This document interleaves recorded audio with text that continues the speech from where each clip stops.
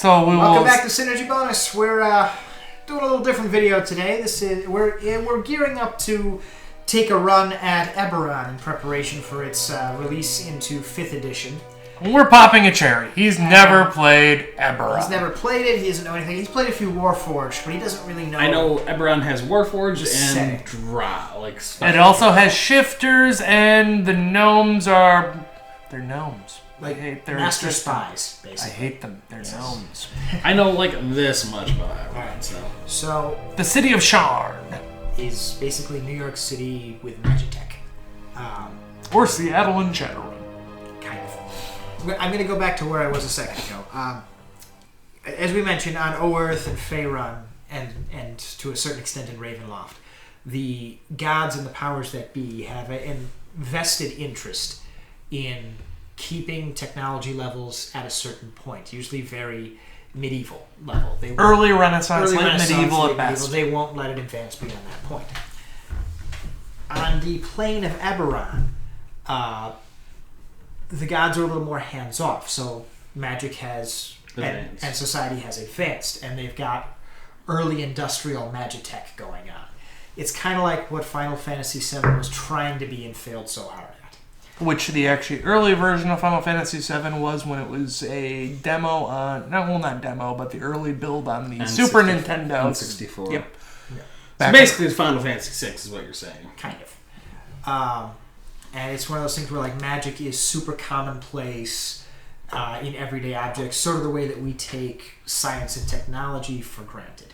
Like, I may not know what goes into putting an elemental into this crystal, but... I don't know what goes into making a light bulb either. I just screw it in and it works. Right. To the extent that there are airships and trains made by binding different elementals to different purposes. You have dirigibles. So many dirigibles. You have a dirigible made by binding an air elemental to the windbag part, whatever the actual term is. There it is. Usually. Then you have a fire elemental in the furnace and a water elemental to make it steam. Now you have a steam dirigible. And somehow it all works. And so the technology has advanced to that point. So you've got this... It's really going for this late 20s, early 30s kind of feel. Pulp. Yeah, it's very pulp action, very pulp noir. It's got that. We just ended the last war, which is a century-long conflict between these... 4 nations that had previously been a unified single nation of Galifar. And when the king of Galifar died, his heirs were all like, he didn't pick any of us. We each think we're best suited for it. And so it shattered or split into 5 kingdoms, which then fractured into more kingdoms and so on. As a CK2 player, this is why you make sure you have succession laws set. The next thing that we have is, since the gods are more hands-off, all of the standard races are here, but they don't fit the same niches because they aren't being informed by their particular deities. Hence what I was saying about the Drow. Right. The jungle Drow. The Drow are not underground, they're jungle Drow. They're in the harsh jungles of the southern continent of Zendrick, which is a stand-in for unexplored Dark Africa. Chult in Faerun. Yep. And things like that. But the one that really jumps out to everybody is orcs. Orcs are not automatically evil by any stretch of the imagination. They're weird shaman Native Americans. No. Vietnamese, Viet Cong. Oh. So less Warcraft, orc, more... I have a rice farm that I use stilts to wade through the water to keep the poisonous snakes from biting my feet while I'm planting my food. Okay. They also have picked up a druidic shamanistic tradition, which is intent on living at the edges of civilized land, keeping the things that are nasty that live beyond the edges of civilized land, which is where the Rakashas fit into. And I'm sure I butchered pronouncing that. Rakasha, whatever. Yeah, the Hindu word for demon. Are bound, weird lizard or tiger men with backward hands. Yeah. Are bound beneath the very earth of Eberron. You got things like gnomes are still kind of tinkerers and illusionists, but instead of being the happy-go-lucky comic relief, they're like master 007 level spies all over the place. They have their own kingdom in the south. Arcanum of Clockwork and Magic Obscura. Yep. The dwarves have gone full on xenophobic, make Corvair great again, kind of. But they're also like uber bankers and megacorp owners and so on. Merchant guilds that are xenophobes. Yep. We're gonna be dwarves. Just let us be, essentially. Pretty much. So you Well, described let as us a be. new Star Trek. Just let us be, but we have this great conspiracy behind the scenes that's totally not the stonemasons, but is absolutely trying to control the world through, quote, chains of gold and platinum to make sure that everything goes in accordance to dwarven interests. Particularly since we just came off the last war, it's like, well, that's what happens when you have all that power concentrated in a single figurehead. We're going to make sure there's never another king ever again. But who will take care of the widow's children? I haven't gotten that far. And so on down the line. Elves are really messed up. There's no tree-hugging forest elves here at all. They're big into ancestor worship instead. In the one point, so that they've gotten like ghosts everywhere. But on the other continent, they've taken it a step further and have devised a sort of positive energy undead. That's their ultimate goal. If you are useful in life, you earn the right to be reanimated as a positive energy undead to advise your descendants and the country for generations to come. Also to run up and hug normal undead, make them die instantly. Yeah. So everything's a little bit different. And then they've thrown in 4 new races. Shifters. The Shifters, the Warforged, Changelings. and the Inspired. I always forget about Or that. the Kalishtar would be that. Oh yeah, they're the psionic race. I've only heard of 2 of those. So. Alright, so the Warforged are the ones everybody immediately knows. They're living constructs. Please don't call them men. Golem men. Please don't call them robots, because they're absolutely not. Robots are more advanced. Yeah. They're a product of the last war. In the last couple of decades of the last war, somebody decided that they needed super soldiers, basically. And so they created these golems, and depending on who you're asking, it was either by design and intent or sheer accident, they were given sentience and self-awareness and self-determination, which had the effect of making them better soldiers. It also made them sentient It also and sapient. gave them souls. So they're now a living race, although the treaty that ended the last war also banned the creation of any more of them, so they're essentially a dead race. Hi, Gath. Yeah, which has that interesting thing of, well, I was designed and built with a purpose to be a scout or a shock trooper or whatever, a soldier in this war, and now there's no more war.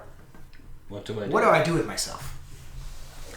You'll find with the 4 new races, there's a lot of identity crisis, and I'm sure it's Keith Baker crying out for help. But, the Shifters are a product of The Lycanthrope Purges. the Lycanthrope Purges led by the Church of the Silver Flame, which is since there's no, like, the Pantheon is so distant that people aren't even aware that it, or even sure that it really exists. It's sort of like the Greek gods or the Norse gods or whatever. It doesn't take a direct hand at things.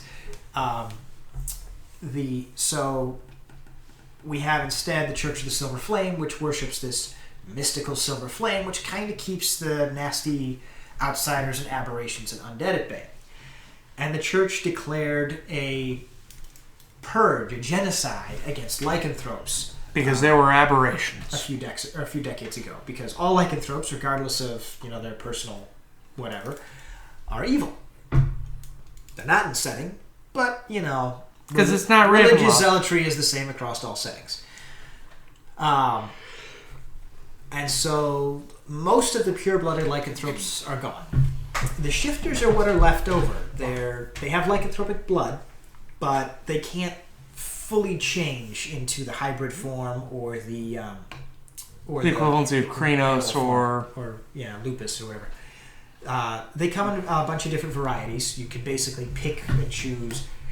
You're kind of encouraged to stay with the basic wares from Monster Manuals 1, 2, and 3, but fuck it. If you want to be a were-rabbit, go for it.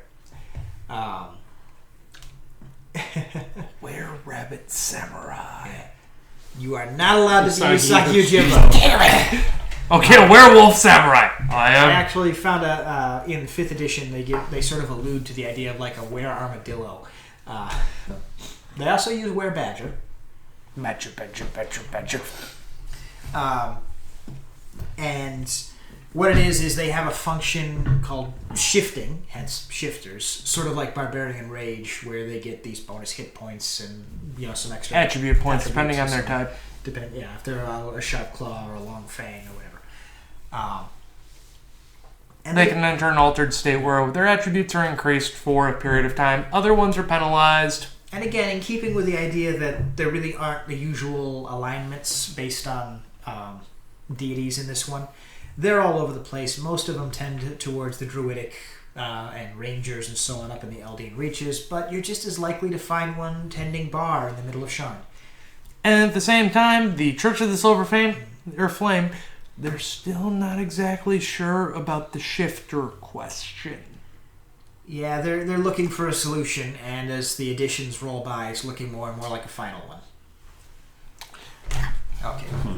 Much in the same way that the shifters are the descendants of the lycanthropes, the changelings are the descendants of doppelgangers. They're slightly more human than doppelgangers. They have the ability of change self. They can change self, which is basically a free racial disguise self. Once per day. They can't do telepathy or any of the other do any doppelganger of the cool abilities. doppelganger stuff. They look a lot more human. They have hair. They have distinct facial features and so on. They're still weird, pale-skinned. You can see their veins through their skin, and they're lacking a majority of features. Kind of bluish in most of the art. But, again, lacking solid alignments, they're all over the table. You could be somebody who's just trying to, get by and has adopted a single identity. There was a neat idea pitched in one of the 5th edition videos by Keith Baker himself of there's this town of changelings and they each shift their identities based on who draws what's job for the day. So while it may look like there's always the same cleric in the church, that's just the identity of whoever's pulled cleric duty today. It could be a different shifter every day of the week. Interesting. Alternatively, they make incredibly good intelligence gathering agents because disguise self once per day. Yep. There was a real tragic idea for one. An idea of and it just struck me as a Thrict character through and through. He was a changeling who had served in the last war under this commander that he'd really developed a loyalty and a following for. And he'd gone back to the commander's town to inform the commander's mother that unfortunately her son wouldn't be coming home. And he got so attached that he's like, can't tell her. I can't tell her. So he shifts into his CO and takes over his life. Jesus. And now he's just stuck in it. And everybody's like, okay, yeah, he's a little different. He doesn't remember some stuff. But that's probably just PTSD from the war. It's like, well, no, it's a different person. Right. That's neat, though. Mm-hmm. And it's like, that is exactly something that you would do. I can see that. So those are the changelings. The last one is the Kalashtar, and they're odd. Eberron also has its own cosmology. Instead of planes, it has moons. And each of the moons corresponds with a plane, and there's like weird hot spots where you have different powers that are ascendant when the moon is predominant in the sky, and the months all correspond with the moons, and 13 is a recurring number, yada yada yada. Like we keep mentioning the city of Sharn, it's got these impossibly tall skyscrapers that are only possible because it's in a manifest zone where the elemental plane of air is very close. So these towers that couldn't exist in normal gravity exist here. The Kalashtar originate from the plane and the demisphere of dreams, which has been taken over by the Nightmare Lords, the Quarry. And, all these like chaotic evil monsters running amok through the plane of dreams. And the Kalashtar are outcasts because in the kingdom of chaotic evil, they dared to be lawful good. So they came to Eberron, they sacrificed their flesh bodies and sent their spirits to Eberron to form a symbiotic bond with a bunch of humans on a different continent. And as a reward for taking on this extra spirit and giving these things fleshy bodies and eventually breeding true, creating a new hybrid species. Because that's how genetics works. Yeah, whatever. they got to be a little bit taller and a little bit more beautiful and striking and a little bit more charismatic, and they've got some latent psionic powers that are on all the time, so that you basically get advantage on charisma checks and diplomacy rolls and so on. And also in older editions, they started with a natural psionic point per day. Yep. And so yeah, it's kind of filling the usual role of elves, where they're everything you are but better. Also, they may or may not be immortal.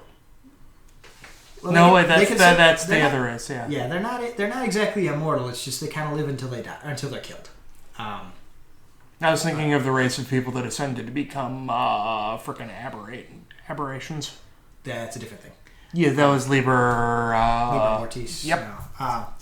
Yeah, but the opposite of the Kalashtar, because when they left, they didn't go undetected. There's a group that's chasing them, called the Inspired, and these are the Dark Quarry, the Nightmare Lords, who followed them, and they didn't do a nice symbiotic relationship or whatever. Now, they found a whole bunch of psychic slaves and are possessing them outright, with these nightmare beasts taking over their minds, suppressing them. And it wasn't enough for them to just take random people. They did a eugenics breeding program, and these things are like a quarter elf and mostly human with a touch of dragon blood. And so, of course. And mind-fucked into obedience. Yeah, mind-fucked into obedience. Told that being mind-fucked into obedience is a good thing, like bred and trained from birth to be the perfect hosts on this strict diet and training regimen so they can be strong and have the stamina and so on with a lot of... And if you don't meet the criteria, you're killed. Oh yeah, they cull you right away. And unlike since the Kalashtar bred true and became a true symbiotic race, when they die. They go on to whatever afterlife there is. The quarry, when they die, the host dies. The quarry just gets shunted back to the Dreamlands so that he can come try again. Wow. So he's got an immortal recurring villain right there. Unless you cast Soul Jar on one before you kill him. Yep. And then you keep a collection. Jeez. And now the whole plane of Nightmare is targeting your ass. Yeah, I don't think so. Thank you very much. I don't want to have to be the one to run that plot. I'm going to use their souls to fuel magical items. So those are the 4 new races. There's also Dragon Marks, which are, for those of you out there who I'm sure have played Fire Emblem the Super special magical people with birthstones that make them amazing! Or really shitty. Not stones of levitation. They're like the crests from the Fire Emblem the Three Houses. Okay. It's sort of like an inborn tattoo, but more so, that gives you certain spell-like abilities that you can use a few times a day. And you're incredibly rare and coveted, and the political houses that have power want to control you. From a player standpoint, you have to burn feats on this shit. So unless you're playing a class that doesn't need its feats, If you're playing a fighter, don't do this. Nope. Playing a druid, maybe? If you're playing a cleric, there's probably better uses of your feats. Yeah. Or a wizard. I kind of need meta magic feats to stay I don't know. relevant. Feats are just kind of important. Yeah. So, I mean, if you're going to be playing... If you're a human and you have a bonus feat and you don't know what to go with at the start of generation, and you're playing a bard, go for it. If you're playing a Dragon Marked, I mean, you're doing it for the role play, not for the optimization. And being a Dragon Marked is going to define your character's story and existence. Also, you can only take these at level 1. You can take the improvements as you go, however. But yes. It's a lot like being one of the marked in Spellslinger. But actually, I think this came first, so Spellslinger probably stole from it. But anyway, and as we said, thematically, it's very pulpy. It's very Indiana Jones, very Sam Spade and Maltese Falcon with a dash of the Rocketeer. If you're not jumping out of skyships and running along the top of moving lightning rails and encountering albino monkeys with jetpacks, you're doing it wrong. Or obfuscating the minds of your enemies while going, who knows what lurks in the heart of men? The organ grinder knows. Organ grinder.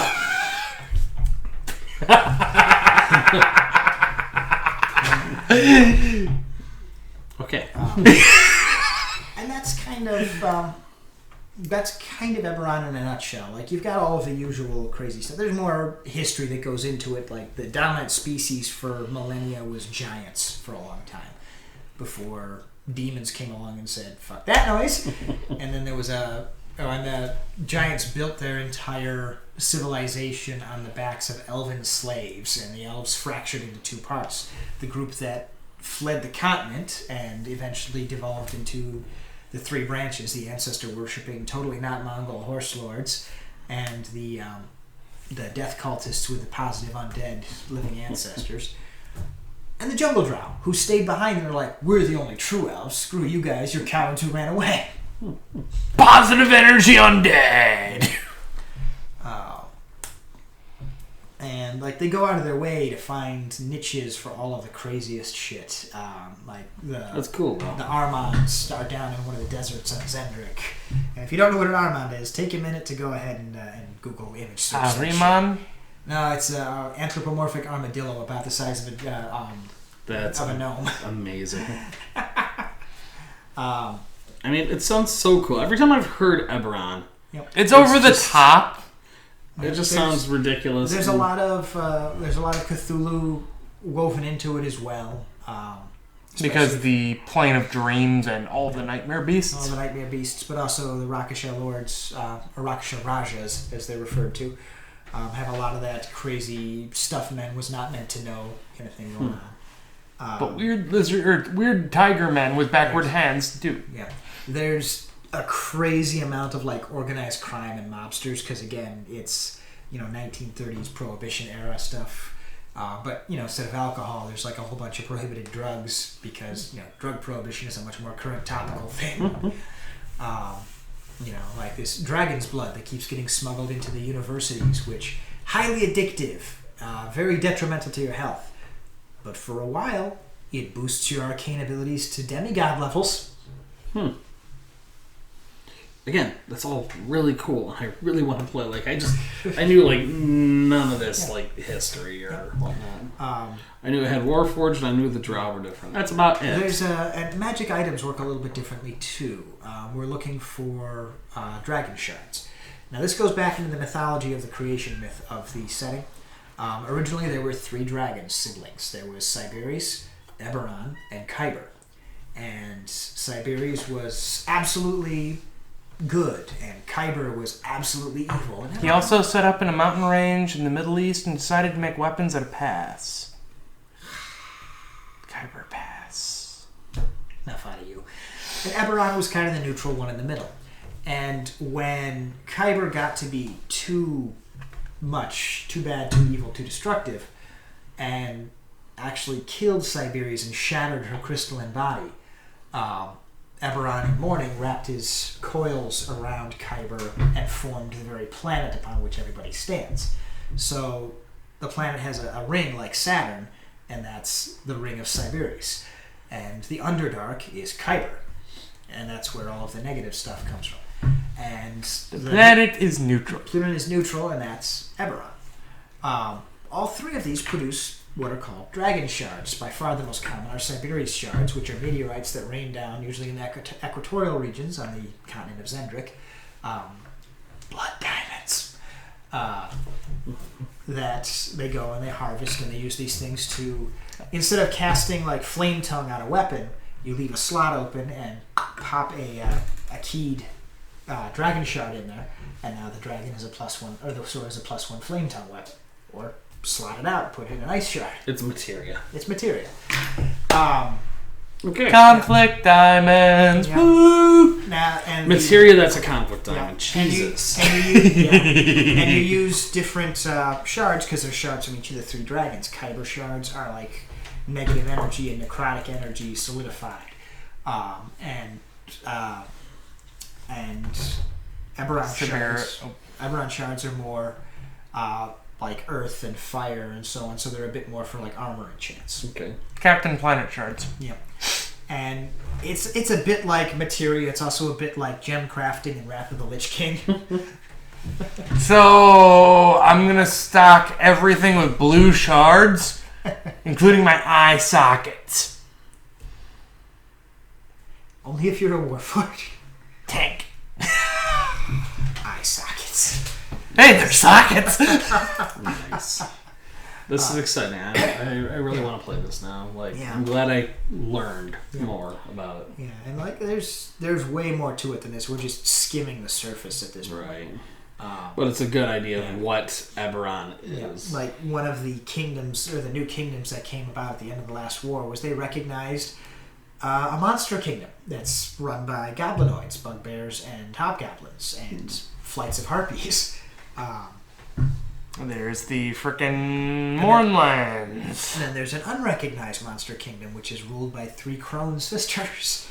And that's where you'll find the last of the natural lycanthropes. And so the theocracy of Thrain, which is run entirely by the Church of the Silver Hand and is totally not Rome, is all about getting ready to go Deus Vult on this unrecognized kingdom because there's lycanthropes down there. Deus no vote. Deus no vote. Yeah. Lycanthropes did nothing wrong. And yeah, there's just so much going on. You have a freaking merchant state that's just like a confederation. Confederation of merchant sea traders. Yeah, the Lazuris. I probably butchered that as well. Way off to the west. And yeah, there's an entire frozen continent off to the north that, as far as they can tell, is just some frost giants, a few holdouts, pureblood dwarves, and some ice elementals. And the Mournlands. The Mournlands are interesting. They were originally one of the 5 kingdoms referred to as Cyre, Cyre, and they were the kingdom that was responsible for the origination of the Warforged, because they were very strongly run by House Cannith, who had the dragon mark of shaping and making, which they're all about industrialization and gadgeteers, and most of the magitech that exists in the world is their fault, their responsibility. And something happened, and it's deliberately left up to the dungeon master to decide what it was. But like right up at the end of the last war, something exploded in the capital, and this toxic mist just came screaming out and flooded the entire kingdom right up to the borders of the kingdom. And nothing organic can live in there now. It can't rest. It gets no bonus from having a long rest or a short rest. It can't recover hit points naturally or magically, and so on. No, not nothing living. Nothing organic. That covers back thrive in this environment. Bacteria and viruses. Yeah, so there's corpses that have been sitting around down there that have never broken down because the bacteria and viruses don't exist. So fungus can't break them down. Yeah, so they're there in exactly the state they were in when they died on that day, whatever it was 20 years ago at this point. If you want to go and try to loot that place and get the heck out of there in time, possibly lucrative. There's actually a very lucrative trade to be made from going in and looting the place, as long as you stay within half a day's ride of the border. Anything deeper in, send a Warforged. That's cool. Which leads us to the Lord of Blades, who's a crazy Warforged who's like, let my people go! And he really would like to see at least a kingdom of the Warforged recognized for themselves, with the Forges of Making fired back up so they can make more of their people and have a future. At the very minimum, at best, expunge the squishies. The future is for, magical technology, not for the flesh and blood. Exterminatus! Exterminatus! That's great. I love it. And they're actively trying to recruit every single Warforged they can into their cause. Interesting. So, yeah, that's cool. I like it. Yeah. So I'm very interested and excited for this setting, just because it's a good one, and I'm hoping it also subverts a lot of the traditional norms for D&D in general. I'm glad. Goblins are in here, and they're basically the goblins from Warcraft. Time is money, friend. Nice. I've got what you need. My grandfather was a sapper. There's bits of him everywhere. I come from a long line of sappers. My grandfather left a line 60 feet long. Jesus. All right. Well. Yeah. And like that's again that we're really basically skimming the surface. But this is potentially what Eberron is. So. That's what it's meant to be. That's what it's supposed to be. And if we're not having daring do and cliffhangers and moments where you're, dangling from the side of a zeppelin with a briefcase handcuffed to your ankle, well, technically not handcuffed, manacled to your ankle, well, agents of the Lord of Blades are up there like join us or die kind of thing. Or trying to go and steal the handcuff or the briefcase from you so they can wipe out insert city. There's a lot of plots around there to assassinate the Brelish or the King of Breland, and one really don't like him for some reason. One really interesting plot, not to assassinate him, but to set things up so that when he dies, instead of appointing another king, they replace it with something very akin to British Parliament. Yeah, they're like, no, we're not going to assassinate him. We're just going to, strip him of any heirs so that when he dies, we can move to a democratic parliamentary system. No, there will still be a monarch because... We'll just call him the Prime Minister and he'll be elected. No, you see, I've played Crusader Kings 2. And what you just said was increase council power. And that means you're going to spend 60 years under a single monarch trying to reaccumulate power under yourself, getting rid of them, purging everyone who gets in your way. I think with that... So, Trav just volunteered himself for the oubliette. You'd never forget about me. All right. You'd hear some pun and get angry. Oh, that just means I just go down there and slap an iron mask on your face. Good night. Good gaming. Hey, thanks for watching. We hope you enjoyed what you saw. Let us know. Give us a like and a comment down below. Don't forget to subscribe and hit that bell to make sure you get all notifications from us. And as always, good night and good gaming.